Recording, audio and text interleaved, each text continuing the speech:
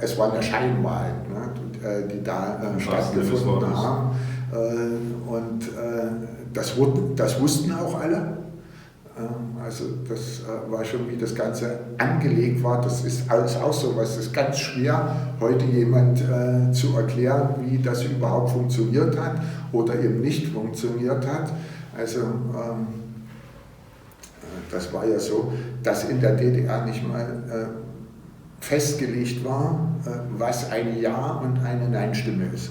Da gab es also keine Regelung dazu. Also es ist nicht so wie heute, dass man also auf dem Zettel dann die einzelnen Namen und Parteien stehen hat und dahinter ein Kreis zum Ankreuzen oder eben nicht, Ja oder Nein, sondern die Zettel sahen ja anders aus. Die sahen aus, dass da standen also die Namen untereinander,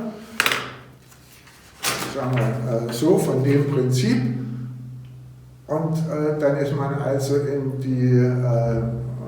zu dem Wahllokal hingegangen, an den Tisch, hat seinen Ausweis hingelegt, dann hat man einen solchen Zettel in die Hand bekommen und dann stand daneben die Urne, gleich neben dem Platz, wo man den Zettel in die Hand bekommen hat, stand gleich daneben die Urne und am anderen Ende von Raum, ganz in der Ecke, stand eine Wahlkabine. So. Und die vom Staat gewollte Aufgabe war, dass dieser Zettel mit diesen Namen zusammengefaltet wird und in diese Urne gesteckt wird. Das war dann eine Ja-Stimme. Wer das nicht gemacht hat, also wer in die andere Ecke des Raumes gegangen ist, in die Kabine, der hat sich schon verdächtig gemacht und das wurde auch notiert. Wenn jemand natürlich gleich am Platz da irgendwas drauf geschrieben hat oder durchgestrichen hat, ist das auch notiert worden. So, und jetzt ist die Frage, wie wurde das mit den Stimmen gehandhabt? Also was war denn die Nein-Stimme? Dann haben manche Leute den Zettel durchgestrichen. So.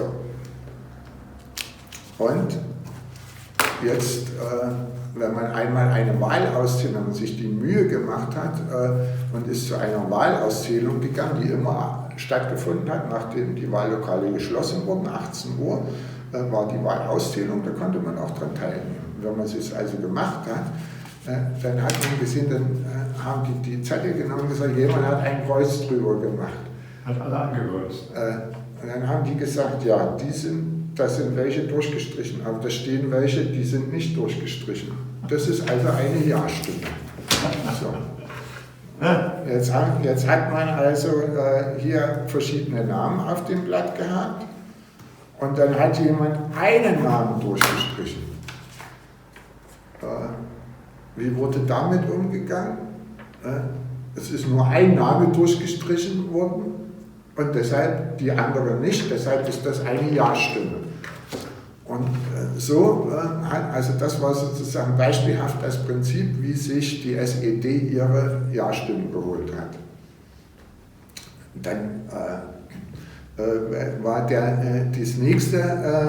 nächste Methode bei dieser Wahl war, wer war da aufgestellt auf diesem Wahlzettel? Also da war der erste Name, das war SED, und dann war der zweite Name auch nochmal SED-Mitglied und dann gab es noch andere Parteien und dann gab es noch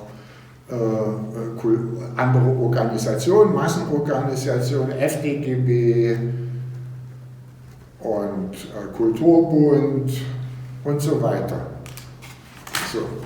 Und jetzt hat man eine große Vielfalt an Personen und an Strömungen und Richtungen auf dem Zettel gehabt.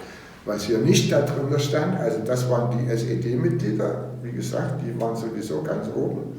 Dann kamen noch ein paar andere, dass das FDGB-Mitglied auch SED-Mitglied war und dass der im Kulturbund auch SED-Mitglied war. Und dann waren die Listen immer so zusammengestellt, also dass die SED immer auf jeden Wahlvorschlag also die Mehrheit hatte, also die kommunistische Staatspartei in der DDR. Also das mal so als ein paar kleine Episoden, wie das mit der Wahl in der DDR war. 1989 war es dann so, dass verschiedene Oppositionsgruppen und Kirchengemeinden auch versucht haben, das doch flächendeckender zu kontrollieren, wie das mit der Stimmabgabe sich verhält. Und das ist auch gelungen.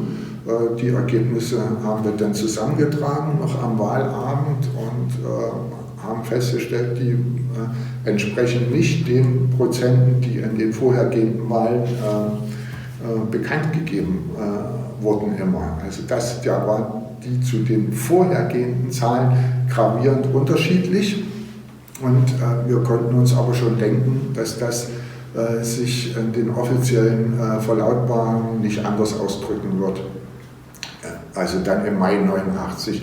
Und so ist es dann auch gewesen. Also Krenz hat dann also wieder Prozentzahlen verkündet, und dann irgendwann kamen die Zahlen der einzelnen Wahllokale dann auch in den SED-Zeitungen, die dann immer gedruckt wurden, und dann konnten wir ganz genau vergleichen mit den Zahlen, die wir eben bei der Auszählung, bei der Anwesenheit der Stimmauszählung, also noch unter diesen komischen Verfahren, wie ich das geschildert hatte, aber trotzdem waren viel mehr Nein-Stimmen oder ungültige Stimmen abgegeben worden, als dann tatsächlich in der offiziellen Zeitung bekannt gegeben wurden.